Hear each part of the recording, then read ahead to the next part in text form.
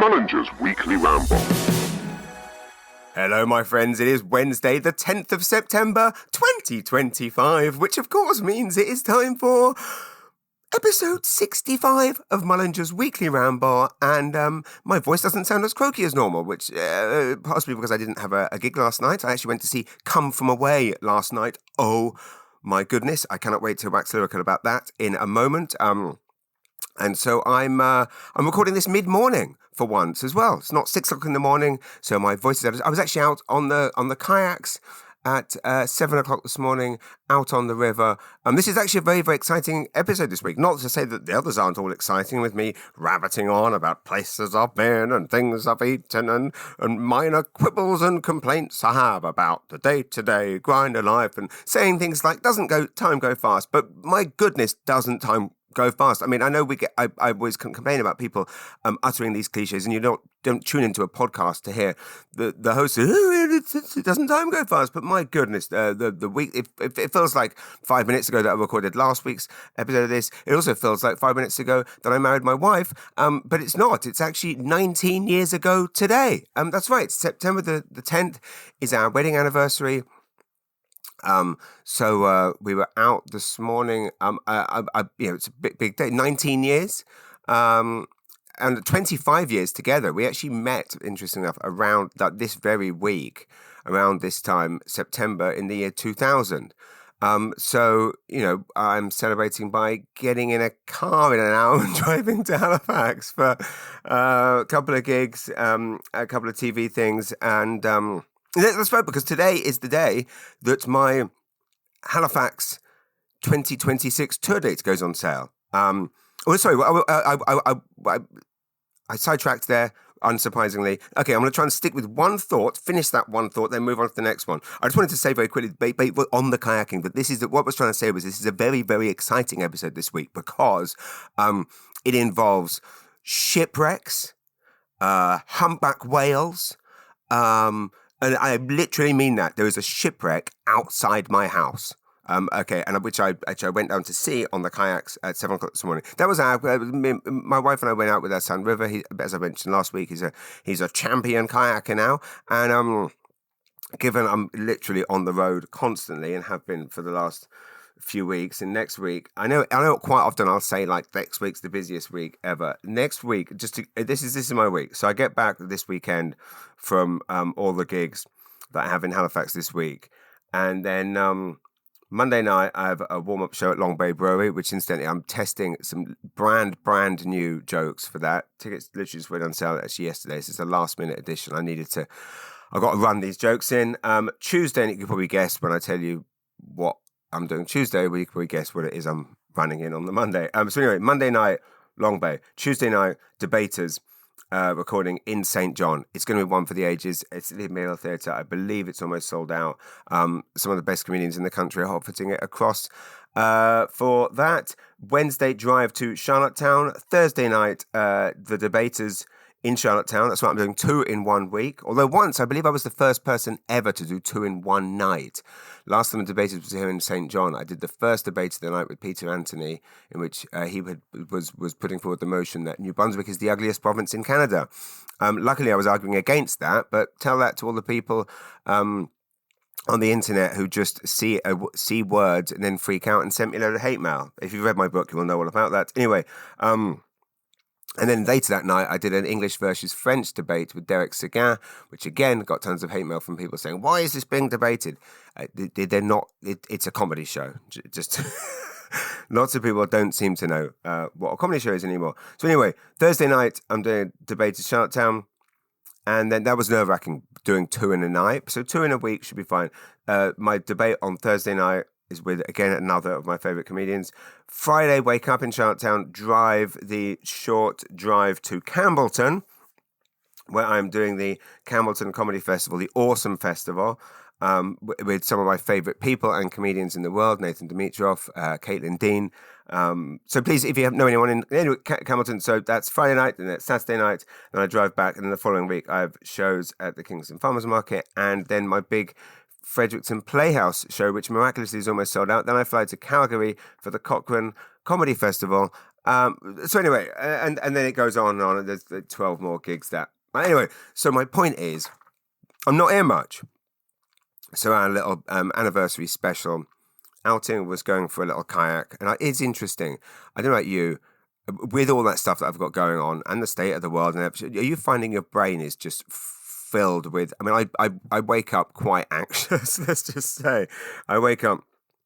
And those are the things, those are the kind of the bookings that I have. That doesn't even cover the multiple other commitments that I have, both, family commitments and, magazine commitments and other deadlines and things that people are waiting for. And every single gig involves, as I'm sure you know, many, most of my corporates and keynotes I have coming up next month, they need a synopsis from me. They need an outline. They want to get the PowerPoint loaded.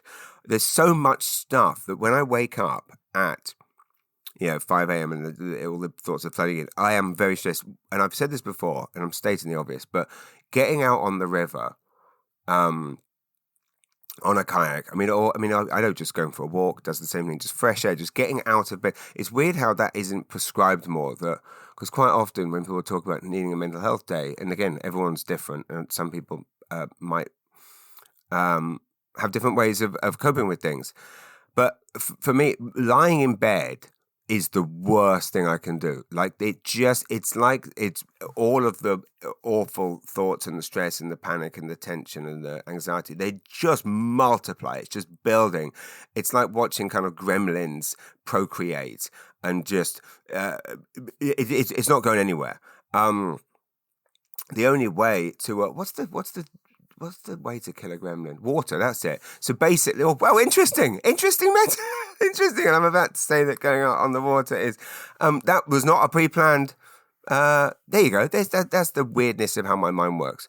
I don't know why. When I was thinking about things multiplying and picturing the stress in my brain, it reminds me of that very stressful scene when the gremlins are multiplying. I remember watching that movie at 6, 7 years old and being very panicked by that. And of course, the cure for killing a gremlin, I believe I'm right in saying that, is that their kryptonite is water. So I don't always realize this at the time when I'm lying in bed and I'm panicking.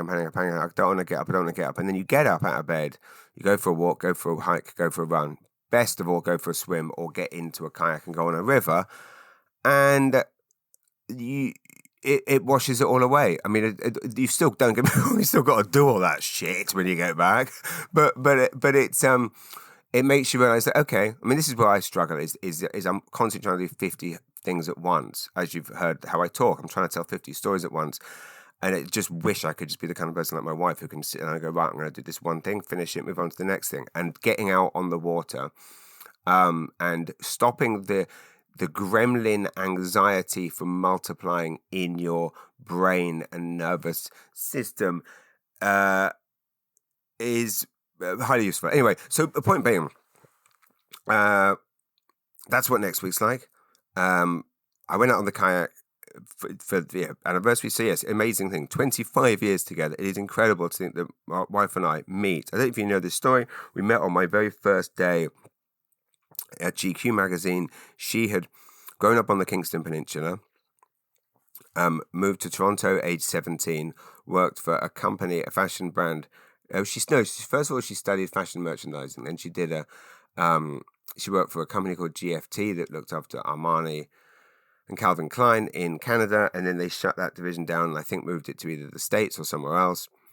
And she thought, I may as well move to, my grandmother's English, I can get an ancestry visa. She moves to England, takes the New Brunswick work ethic to London with her, walks around just handing in resumes everywhere, had never worked for a magazine but always wanted to. Her dream was to work for Tyler Brûlé, founder of Monocle and Wallpaper magazine, and she handed in her CV at Vanity Fair, got a job at Vanity Fair. Interesting story, she was given a list of advertisers to call on day one.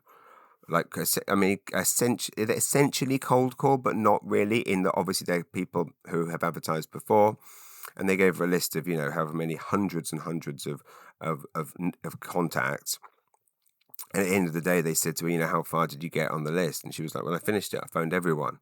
And they were like, wow, no one has ever done that before. And that to me is like the Maritimes work ethic mindset where we just do whatever we have to do and do it to the max. And that's what I experienced when I meet all of you in this beautiful place. And I've been inspired by the Maritime's work ethic, which is what I try and do. Anyway, the point is she goes to London to work. I get an internship for a 1-week work placement at GQ in September 2000. Could be September 10th. Who knows that? That would be weird.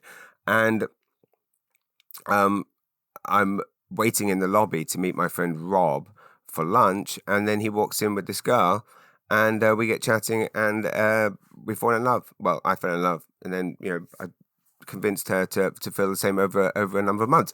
So 25 years together, 19 years. Sorry, that's that. We got on the kayaks. There's but for those of you that haven't already messaged me, I know there's a shipwreck outside my house. Now, here's the thing. So many of you will know that my old neighbours who have since moved, and now we have a wonderful new neighbour in called Jen, who is doing beautiful work on the house, and we're so happy to have her in the neighbourhood. She's moved here from Calgary, and I'm actually going to Calgary, I think I mentioned, in 2 weeks for the Cochrane Comedy Festival. If anyone knows anyone in Calgary that doesn't mind driving, or anyone in Cochrane even, but sidetrack, I used to do a joke on stage about the fact that Jane and Bentley asked us if they could park their boat at the bottom of our driveway. And we said, of course, no problem. And then, of course, everywhere I went for 10 years, everyone said, how's the pontoon boat working out for you? We got no boat invites from people completely dried up because everyone thought we had a boat. We don't have a boat. I should point out we still don't have a boat, despite the fact there is a boat sunken outside our house. It's obviously not a laughing matter. It's obviously not a laughing matter because that's a very sad thing to happen. It's weird. I'm actually sitting here reading as a book on my desk. Here, it's a book that River and I are actually reviewing right now for the next issue of the magazine called Joe and the Wreck of the Tribune by Jacqueline Halsey. A great book. As Julie Lawson says on the cover, a riveting tale of courage, grit, and heart. I have actually read the book. I read the books first, and then River reads them, and then I help him write a review. So anyway, on the front cover is a picture of this shipwreck. It looks very similar to what is outside my house, but I'm putting this message out there because it's very sad, and so whoever's, again, heaven knows how they're going to deal with getting a ginormous boat out of the Kennebecasis River. Not a laughing matter. Obviously, it looks absolutely bonkers. But yeah, no one else needs to kind of shoot me a message to tell me my boat sunk. I know there's a boat, so it's not my boat. Don't have a boat. Things aren't going that great. I'm a comedian in New Brunswick. Don't have a boat. Love the water. I do have a boat. I have a kayak. Okay, so basically, unless my kayak has sunk, I don't need anyone knocking on the door, phoning the house, phoning the landline in the basement, which when it rings, I think felt like I'm in a Stephen King movie and there's a demon on the end of the line. It's not a demon most of the time. It's either elderly people phoning to ask me what time the show starts tonight. That always happens. Anytime I've got a show in St. John, there's a wonderful fact that there's a certain demographic that come to my shows who, when they wonder, I mean, they think they're sitting maybe with their partner or with someone else in the home, and they say, "What time does the show start tonight?" "Oh, should we look online? Should we phone the venue? Should we look at the ticket?" Let's phone that nice James Mullinger. He'll know because he's the performer. He's on stage. If anyone knows, it's James Mullinger. But why don't we phone the box office? Nah, fuck the box office. We'll phone James Mullinger. Well, how will we get his number? Well, obviously he's in the phone book, and obviously we still have the phone book from 10 years ago before he realised what it was like here and had his name removed from the phone book. So they put up the phone book from 2014, and there we are, and they give us a call. Anyway, so that's when the phone rings, either for people to ask what time the show starts tonight, or they phone to tell me that a boat. I know there's a sunken boat. We'll see what happens. Right, I promised lots of action in this episode, didn't I?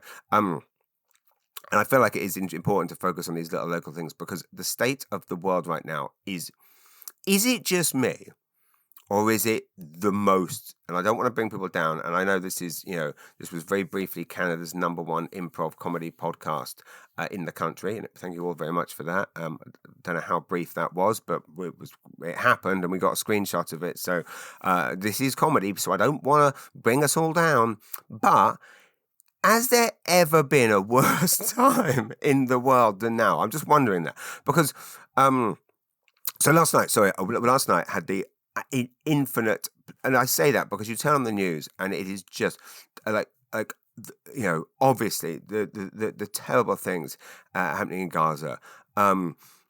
Just every single day, and you just think, how can these tragic events still be continuing?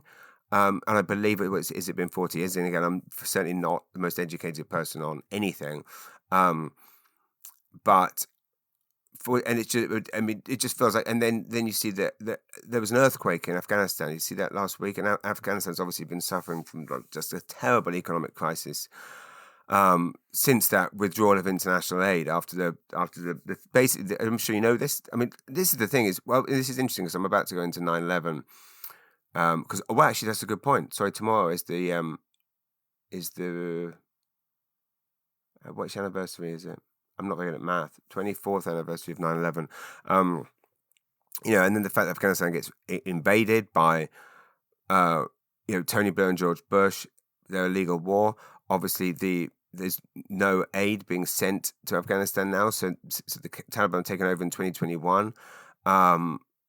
So just when you think of what that whole country has been through, and then they get hit with an earthquake, and I mean anyway, what I'm trying to say is that when 9/11 happened, I remember all collectively thinking, this is a new low for the world. And of course, lots of people pointed out that, well, these terrible lows happen in other places. And of course, that's true, but it doesn't change the fact that is new. And then, of course, there was 7/7, the tube bombings in London. And there's times, isn't there, in history when these awful things are occurring, and you're going, this is the worst time ever. And it's a bit like when Bush got into power, and we were all like, this is the end. And then he got in the second time completely. No one expected that, and it was like, this is. I remember being in Miami. Pamela, we actually met these two gay guys by the pool, and then they invited us back to their friend's apartment for a party, and it turned out to be the Miami Vice house with the hole in the floor. Mentor. Anyway, great night. But essentially, Bush had just been elected the second time, and we were all just going, this is it. This is the end of the world. This is the end of the world. Bush being, and now, obviously, with someone else in power in America, it feels like Bush feels like Bernie Sanders by comparison. And you kind of go, okay, and I guess this is the question I'm asking: is this the worst time in the world ever? And then of course there's the fact that there's also this ridiculous gulf between the tragedies from, like, again, just seeing like the situation in St. John right now with mental health issues, addiction, homelessness, and the uptown area becoming something of a people are describing it as a no-go zone in terms of, or certain areas of it, due to people with addiction problems, or rather due to them not being able to get the help they deserve. There's something like over 500 people unhoused, and there's something like only 127 beds. Like, all of these things that are going on, and yet meanwhile you turn on a show like The Real Housewives, and you go, how is this all the same universe?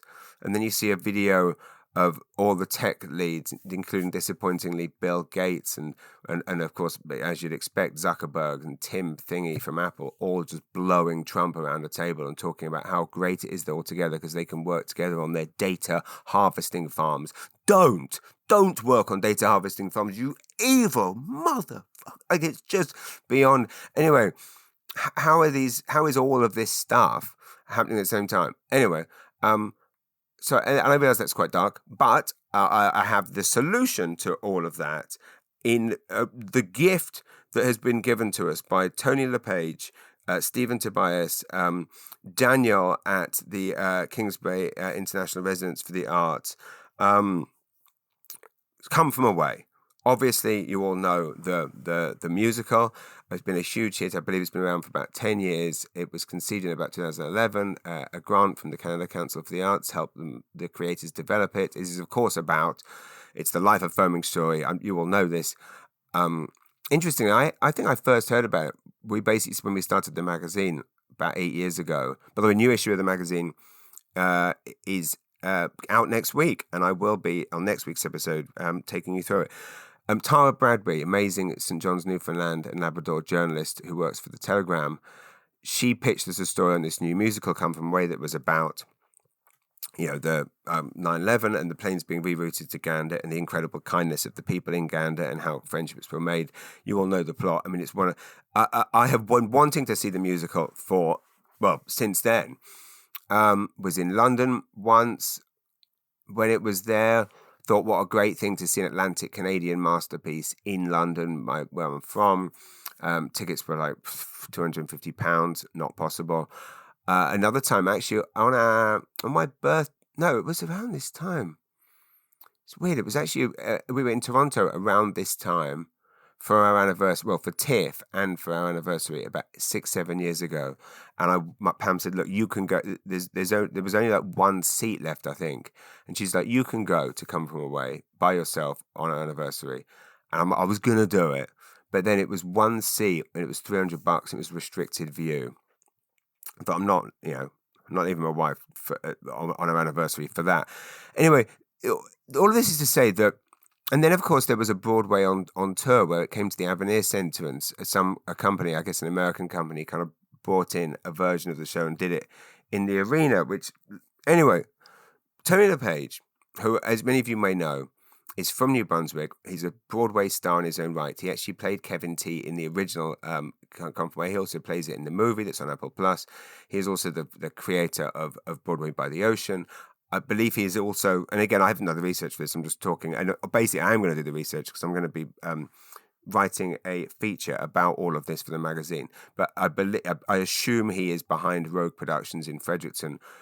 This was a co-production between Kingsbury, St. John Theatre Company, and Rogue Productions. This is all I know. I'm just telling you. But the show, as some of you might know, that they've created an all New Brunswick cast and production of Come From Away. Now, I'd heard amazing things. I'd heard phenomenal things from massive Broadway fans who saw the show at the Kingsbury Amphitheatre, where, again, every single show sold out. I just also saw the real Kevin T, who Tony plays in the musical. He came to see the show. The real mayor of Gander, he came to the Kingsbury to see the New Brunswick production. The real mayor of Gander is actually played by Jeff McAloon in the musical. Absolutely phenomenal performance. I'm not just blown away, but again, been friends with Jeff for 11 years, not just blown away by his performance, his amazing singing, but also the accent. Like, I mean, I'm someone, as you know, you all know, I cannot do accents. So I've got the greatest respect for anyone that can do an accent, and his Newfoundland accent, and then do all of the other accents throughout the show, because I'm sure you know many of the actors play multiple parts, and it's so fascinating how. Well, I mean, I'm sure you've all seen the show maybe before. It is a brilliant show. I hadn't seen it before, so we all went as a family last night. River has been singing the song "Welcome to the Rock" for years, and so finally to see it on the stage being performed by this amazing cast, amazing set. Again, I didn't realize that John LaRue, who does so many other amazing things, I didn't realize that he's a set designer, and I see that he designed the set. So basically, what I'm trying to say is a group of New Brunswickers got together and created a Broadway standard, Broadway quality show and put it on for New Brunswickers at two of the best venues anywhere in the country, the Kingsbury Amphitheatre and the Imperial Theatre. I sincerely hope that this, they're probably going to have all the shows sold out months ago. I mean, and this is the thing, is that we know it is not easy to sell tickets. Is basically the subject of this podcast pretty much is exclusively me banging on, complaining about, the grind of this business. Of course, when you put on a show, again, not to say that people don't want to see other shows, but when you have a show like this, it is interesting how everyone has gone. I should point out, by the way, Tony's wife Courtney also, she's the director. Sorry, I listed Tony, Courtney, Stephen, Daniel. I just want to miss out again, and I need to do all my research because I don't know all of the ins and outs of this, other than it was basically the most uplifting, magical, inspiring, enjoyable, and powerfully thought-provoking 100 minutes I have had in a very, very long time. You're singing, you're laughing. There's a beautiful scene with Tony's character where he communicates with someone through the Bible. There's another moment with a prayer. I mean, honestly, the amount of times that Stephen Tobias said something in his introduction, which I thought was so beautiful. He said, and this is the thing that's so great, is obviously the story itself is inspiring. Obviously seeing it now around the time of 9/11, it's also highly relevant now, because the movie is about Canadians' kindness to predominantly Americans, or just other people, other nationalities, but lots of Americans. That is something that every American who is currently giving their president the highest approval rate. I read this, that Keir Starmer, the British Prime Minister, the first left-wing, although people are saying he's not left-wing enough, Prime Minister in years, has the lowest approval rating as of any Prime Minister anywhere in the Western world, and has the lowest. I mean, to be off the charts. How has this guy done this? His number two, I don't know if anyone read this, she was a highly respected a politician. It was a female voice, so vital in politics, working class voice, even more vital in politics, and due to what basically is seen as a tax scam on buying a second house, Angela Rayner, I think her name is, she has had to resign. So I mean, that party is not doing well. Anyway, meanwhile, Trump is somehow apparently got like ridiculously high approval ratings in America, and I just think, I think all watching Come From Away and seeing again, it makes you proud to be Canadian. It makes you proud to be Atlantic Canadian. It makes you proud to not be the kind of person. And this is the thing that I've been seeing so much of on Facebook recently. A lot of anger, a lot of anti-immigration sentiment here in Canada, which I find sad, because what's great about this country is the fact that traditionally it has not been like that, and I would hate to see that divisive politics of Britain and America find its way here. Anyway, not only have they taken this amazing, inspiring show, put it on at a time that we wanted to see it most, a time when there's when Canadian pride is at an all-time high, where we're looking at ourselves and looking at the rest of the world. On top of all of that, they've created a show using New Brunswick talent being paid, New Brunswick talent working night after night, and crucially, affordable ticket prices. Like, the reason I haven't seen there was a very 10 minutes to get to this point, but the reason I hadn't seen Come From Away before was prohibitive ticket prices, and I do, I do well, but I don't have £300 to spend on a ticket for a Broadway show, and so creating this epic, world class. Anyway, I'll move on. I just can't say enough positive things, and this won't be the last you hear me talk. Well, it won't be the last you hear me talk about Come From Away, but I'm going to be writing about it soon, and I've seen just one of the greatest theatrical and live experiences of my life, and I can't thank Tony, Stephen, Courtney, Daniel, and everyone in it. Everyone, the music, just all of it, off the charts, incredible. Okay, so moving on. Last week, I think last week's episode landed on Thursday. I then hot-footed it. I think I had a meeting with, tomorrow night I'm hosting the Atlantic Interior Design Awards at Pier 21 in Halifax. That is what I am leaving very, very shortly to do. So last Thursday I had multiple meetings about that, and then went to Kelly Lawson's studio in Uptown St. John to shoot my poster, my 2026 tour poster images. Had a lot of fun doing that. Amazing Michelle Stoddart was there too, wife of equally amazing Pete Stoddart. You will see the pictures, high concept, very, very funny. So you might have seen some of the caution tape ones online, but Kelly came up with this incredible idea for the others, and I can't wait to show you all. That night, last Thursday night, went out to see Weapons at the cinema. I'm sure you've all heard about Weapons. It's like the horror movie of the year. Had like 100% on Rotten Tomatoes. I hadn't seen the trailers for it until my brother and his family were here, and they showed us these trailers. It's about a group of kids that get up at 2:17 in the morning. 2:17, actually, the number is an homage to the room number, obviously, in The Shining. And the movie is kind of, I mean, interestingly, I saw a post by Edgar Wright, the director of Shaun of the Dead, saying, read nothing and just go in completely cold. That is the best possible advice. It does make it the most effective. Basically, what you learn in the first 2 minutes is at 2:17 in the morning, an entire classroom full of kids got up and walked out and disappeared. And there was one child left. And the movie is kind of Rashomon style, where it shows you different perspectives. It is very good. Obviously, it's not, now having heard all the hype, I guess anyone that saw it early on, it would have been mind blowing. Ultimately, it does kind of end up in X-Files / Stranger Things territory. You know, I always thought it was quite a funny thing. I always used to joke about the it's not X-Files, so it's not aliens. But I mean, the X-Files, I must admit, after a while, I started to get a bit tired of it, where a mystery would start, and then it'd be like, oh, what's this? What's happened here? And then the twist at the end would be, well, the aliens did it. Well, of course the fucking aliens did it. It's a show about aliens. So basically 100 episodes of a show where every single week the twist is the aliens did it. And in horror movies, sometimes when they lure you into a story, what happened to so-and-so, why were they there?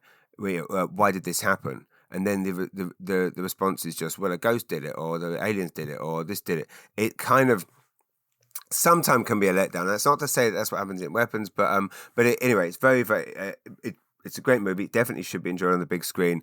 Lots of jumps. It's a blending of so many different types of horrors. Then Friday got up, got a rental car, hot footed it to Cow Bay. Now, Cow Bay, Nova Scotia. I had never heard of it before being booked for this show. The amazing R.C. Shaw, who is an author, educator, and very respected surfer, he's written numerous articles for the magazine. I've also read his book, Captain Solitude, which I reviewed for the magazine. And I noticed that he does this thing called the Cow Bay Concert Series. So I asked what it was. He said, and this was about almost 2 years ago, and he said, well, I basically get massive musicians like Matt Mays and people to come and play in a tiny little town hall, in a tiny little hall, like an old women's institute hall, in a town with a population of 400 people. And I said, that sounds like the kind of thing I live for, and sounds like just the kind of thing so we tried to find a date, and I thought what a perfect date would be the first, back to school week, that weekend when things are about to get stressful, work-wise, gig-wise. Why not do something that's just proper fun? So drove up Friday. Cow Bay, one of the most hospitable places on earth. I mean, and no wonder they're trying to keep it secret. So close to Halifax, and yet you feel like it feels properly rural.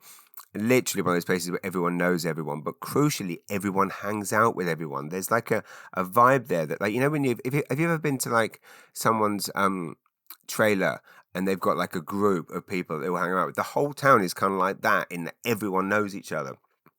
So Ryan's neighbors, John and Carolyn, just amazing, wonderful people. He's actually an Air Canada pilot. They very kindly just offered to put me up. They basically bought this gorgeous house with this gorgeous view overlooking the beach, and there's what they call a bunkie. I'm sure you know what that is. Is it a bunkie, a bunkhouse? But it's basically like a glorious luxury apartment out in their garden that I got to stay in. So I get there Friday. Although I must tell you, on the way there, oh my God, I had the worst. I'm on the highway and I come out of a gas station, and I must have like sanitized my hands coming out of the gas station, but then basically went to rub my eye and put just a shitload of hand sanitizer in my right eye. I am completely blinded, in just burning agony pain. And I guess one of my first thoughts was like, how have I not done this before? Like, I sanitize all the time. Paranoid about getting sick, paranoid about losing my voice when I'm on the road for gigs and stuff. And I'm like, how do I do? Anyway, well, I wasn't thinking this at the time. I'm just in it. So but it's too dangerous for me because I can't see. It's almost too dangerous for me to pull over on the highway because I just cannot see what's coming or anything. So I kind of, because I can see enough to get off the highway, I wait for the next exit. I come off. I pull over as soon as I can. Go into the trunk. Luckily, just have tons of water there. I'm spraying water into my eyes. It kind of subsides a bit. But then, I can see again.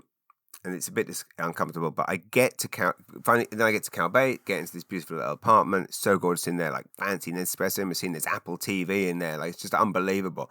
There's like no one's ever stayed in there before. It's so weird when you live in an old house like I do to suddenly be in a property where everything works. You're like, oh my god, you go to open this and it works, and you go to this and this doesn't fall off, and oh my god, the ironing board actually stands up without needing to be propped up.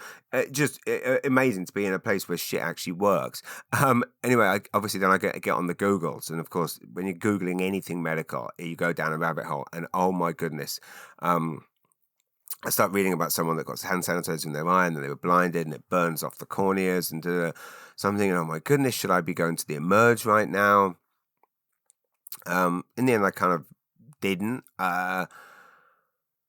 And I thought, imagine if I get blinded, what an absolute idiot I'm going to feel like. But it kind of said that, it didn't look bad. It didn't, and it started to not feel bad. And also I started to watch that movie, Highest to Lowest, the new Spike Lee movie with Denzel Washington, which has, and A$AP Rocky is brilliant in it.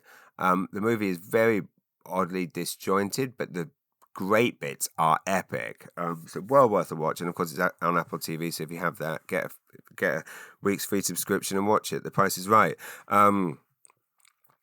Wake up Saturday morning and I'm headed to Lawrencetown, which I didn't realize that Lawrencetown and Calbay kind of have a little rivalry as the two kind of surfing towns.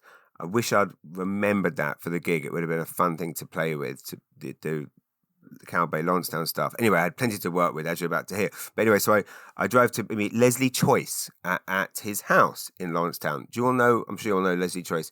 He is basically, as R.C. Shaw and basically everyone else I mentioned to that day that I was meeting with Leslie Choice, they all said he is the GOAT of Atlantic Canadian literature. It's something I've been told many times before.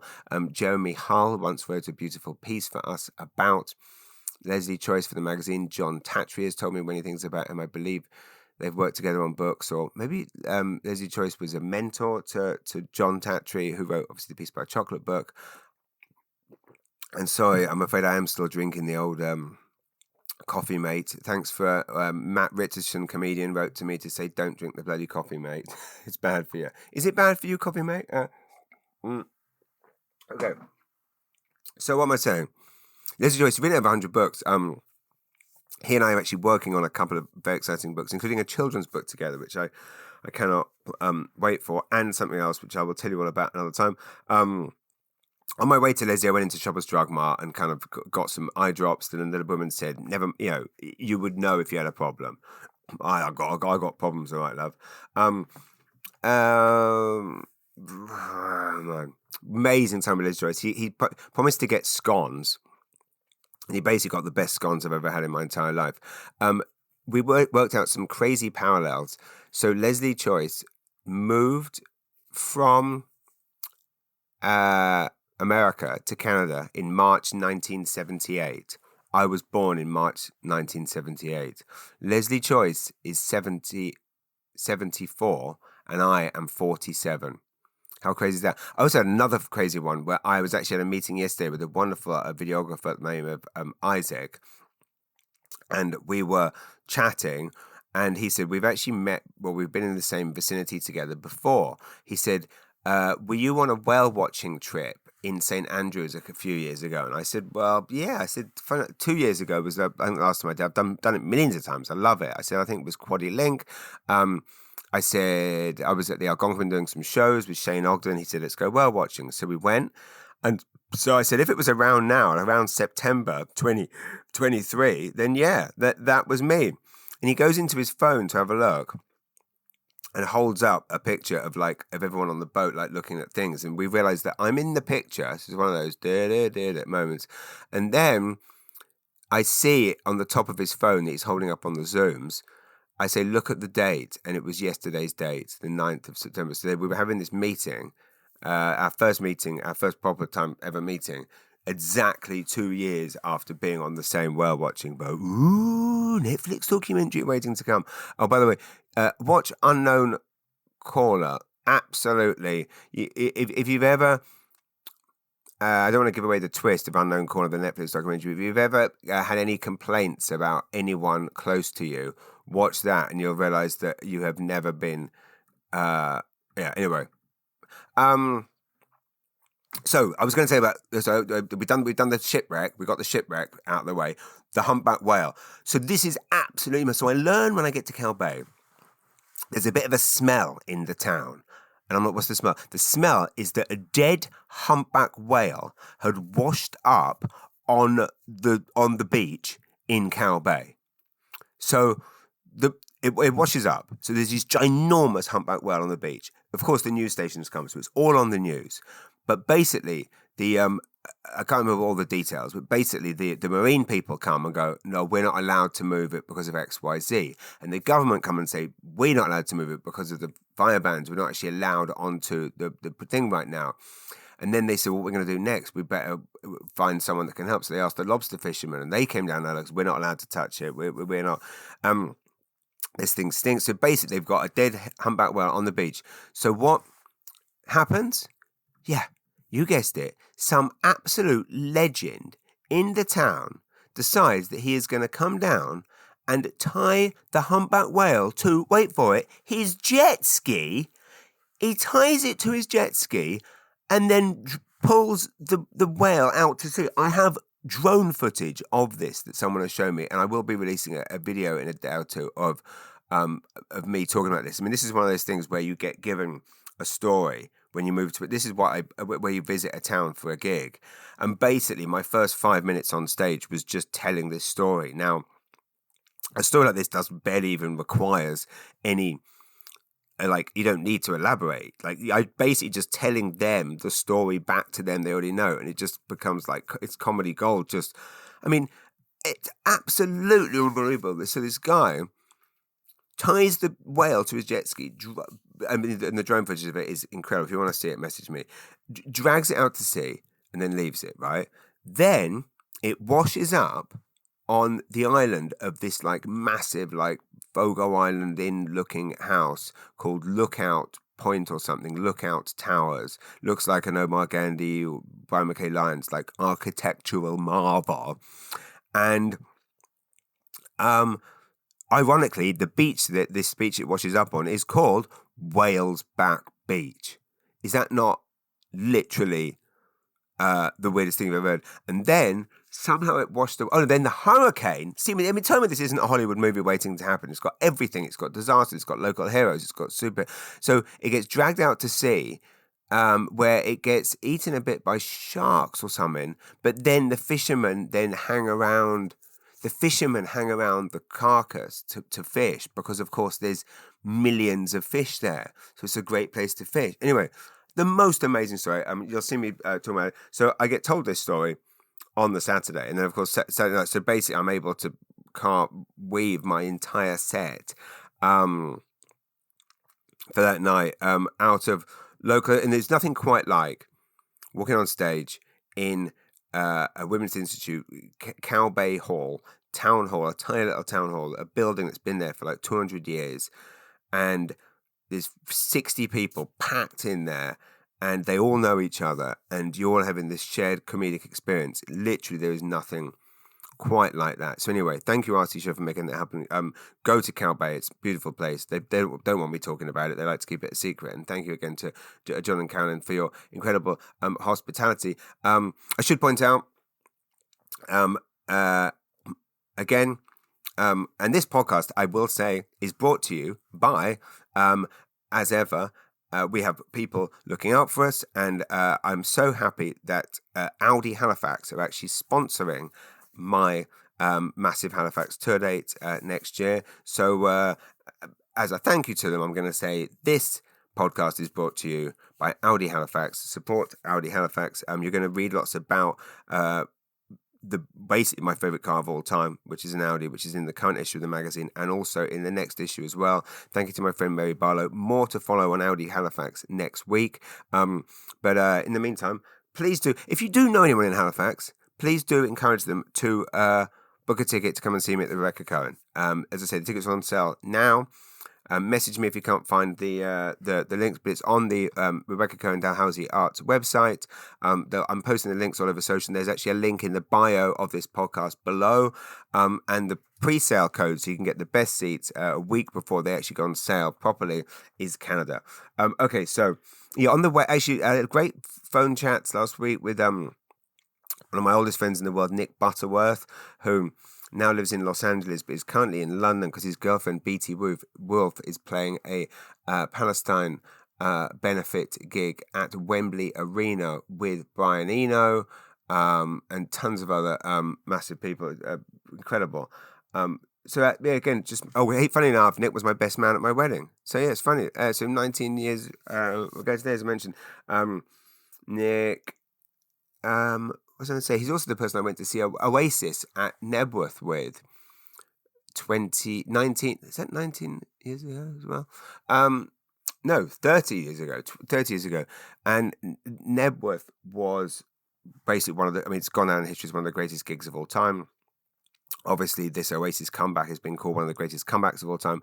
I've got to say, don't know about you, and maybe it's just 'cause I haven't been to one of the shows yet, although I do have plans. Well, I'm hoping they do Nebworth next year. So I can go 30 years later. And basically, Nick and I were talking about the fact that if that happens, we're going to go together.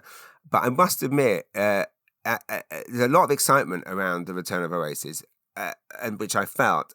I find I'm getting a bit, maybe it's just because my Instagram feed is just full of it. I'm just getting a bit sick of it already. Sick of them already. It's like a bit of, it's like, I don't know, I guess the best way to equate it, it's like if you have an old partner, like an old boyfriend or girlfriend or someone that you've, someone like the one that got away, and then you then meet up with them years later, and then you go, oh no, actually, I think it's a bit like that. So moving on, this weekend, of course, boxing, Saturday night. It's basically it's Canelo v Crawford. And congrats to my friend Gavin Bond, by the way, who's been photographing all the posters for Netflix of both of them. It's of course being called the biggest fight of all time, which is weird because they say that about every single fight, and I get why this is one's big. There's a great documentary actually on Netflix, essentially hyping the fight, building up to it. Josh Brolin doing a ridiculously earnest voiceover. It sounds kind of ridiculous, but can anyone tell me, boxing fans, listen, can anyone tell me why are so many people the best pound for pound boxers? Why are there so many greatest of all times? What I know there's different categories and different weight classes, right? But why is, for example, Usyk versus Fury, right? The biggest fight of all time. But then how is this the biggest fight of all time? I think these boxing, obviously Eddie Hearn, his job is hyping, but it's weird that everyone else does hyping as well. Like, how can every single fight be making history? This is the thing. It'd be like if every single comedy show you put on, we're making history. It's a big deal. It's very exciting. Is it really history in the making? Is it a battle for the ages? Is it going to be? Possibly. In this one, Canelo Crawford, granted, has been a long time coming. These are two of the greatest boxers of all time fighting. It does just feel like there's not a single fight that happens without everyone saying it's the greatest, biggest, most iconic, legendary. And again, tell me, how can 100 fighters be the best pound for pound boxers? I don't know. I am going to go. I'm going to drive to Halifax. All I'm going to say is, Sunday night I did hot yoga, a yoga house, as a way to kind of recover from my, insanely stressful schedule. Absolutely incredible. It's so cathartic. You have no idea kind of what the time is. The hour goes very, very quickly. Did it at yoga house in Rosse. Or was it Chris Pamsis? Still don't know. You sweat absolutely buckets, and I can't wait to do it again. Other things I'm watching season 2 of Platonic, which is very, very funny. Started watching The Assassin with Kelly Lawson, which is very, very witty and funny show. What else? I had a nice chat with Jeff Samet yesterday, formerly of Sirius XM. Jeff Samet in Toronto, great guy. Listen to his podcast. He's a well celebrator of Canada. So anyway, I guess that's it. I've got to shoot 19th wedding anniversary. Might have time to give my wife a hug before and tonight I'm going to see the new Miller Knoll showroom at Chandler Sales in Dartmouth, which you can also read about in the magazine. Anyway, that is, I think, is that everything? Oh no, I had a lovely email from beautiful, amazing Kat. Kat is, of course, hi Kat, Catherine Simpson. Here she is Heidi's partner, two of my legitimately favourite people. in the world. Couldn't help but reach out after hearing your query on the weekly ramble. The thing I dislike. Would you mind me sharing this? I think that's okay. And I hope you had a wonderful weekend in Nova Scotia. I'm so sorry about the show selling out. I can't believe your parents insist to live in Eastern Passage. But please, it says here, so we'll have to purchase from the pre-sale next week. Amazing. Please do. Literally, it goes on sale. It will already be on sale by the time I am spewing this into your ears. But get front row seats so I can talk to your beautiful, beautiful family during the show. The thing I noticed about being in small airports after having worked in one is if someone's talking to someone at security, not loudly, and someone over in baggage claim would come over and chime in like they've been... Yeah, that's so true. Yeah, you can be... That's true. It's like, they come over... Yeah, that's true. It's literally like... and that also goes for any... basically just talking in every... anywhere in a small town, but you're right. You're at security. It's a private time, and people are coming over, going, "Oh, well, what about this? What about this?" I completely agree. Anyone else has anything to share about what they like or dislike about small airports? Ideally, dislike. You can probably guess why I'm asking. Please do reach out. I need your help. If you are listening to this podcast and you reached this point now, 50 minutes, if you would like free tickets to come and see me on Monday night, road testing this brand new material, shoot me a message. They are on me. Thank you for listening. I am also looking forward to having a nice chat with John and Reese of Podstarter about the future of this podcast very, very shortly. Love you guys. Literally, I mean, I talk about how being out on the water is so cathartic and how much it helps my brain. Talking to you guys on a weekly basis, and then hearing your messages and reading your comments and posts about the podcast, it's everything. Like when I say it's therapy, like people often use that as a joke. That I don't mean. I absolutely mean it. This is my therapy. I look forward to doing this. I sit down at my desk excited. Before gigs, I'm not excited. I'm nervous. Before this, I'm actually excited. I sit down. And after this, I feel like all of the stress of the things that I've got going on in the next couple of weeks, they haven't subsided, but I can not rationalize it, but I can, I guess, compartmentalize it.